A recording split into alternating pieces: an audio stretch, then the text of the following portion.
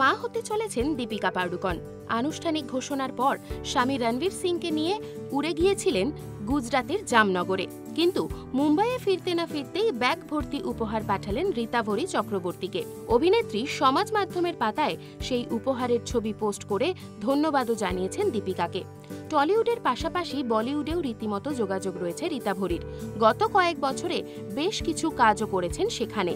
তিনি টলিপাড়ার একমাত্র অভিনেত্রী যিনি শাহরুখ খান, সলমান খানের সঙ্গেই ডাক পান বাবা সিদ্দিকীর তারকাখচিত ইফতার পার্টিতে। এবার নারী দিবসে ঋতাভরীর জন্য একগুচ্ছ উপহার পাঠালেন দীপিকা। কিন্তু কিভাবে হলো এই বন্ধুত্ব? এক সাক্ষাৎকারে এই বিষয়ে কথা বললেন তিনি জানান, আমাদের আসলে সেই অর্থে বন্ধুত্ব নেই। আমার সঙ্গে একবারই দেখা হয়েছিল দীপিকার, তাও আবার 2018 সালে পরিচালক প্রযোজক দীনেশ বিজনের বিয়েতে।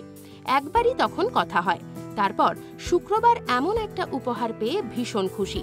আসলে দীপিকার প্রসাধনী সংস্থা নারী দিবস উপলক্ষে এমন কিছু নারীকে উপহার পাঠাতে চায় যারা সক্ষেত্রে ভালো কাজ করেছেন। সেই উদ্দেশ্যেই আমার সঙ্গে যোগাযোগ করেন তারা।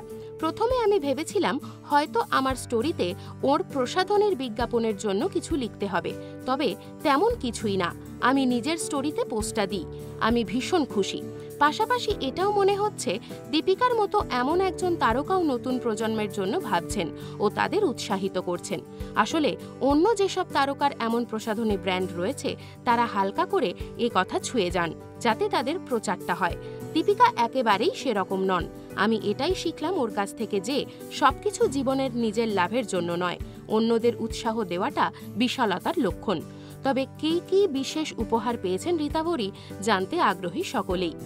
এইরকমই আরও নতুন নতুন ভিডিও দেখতে নজর রাখুন আমাদের চ্যানেলে। পাশে থাকা বেল আইকনটি ক্লিক করতে ভুলবেন না।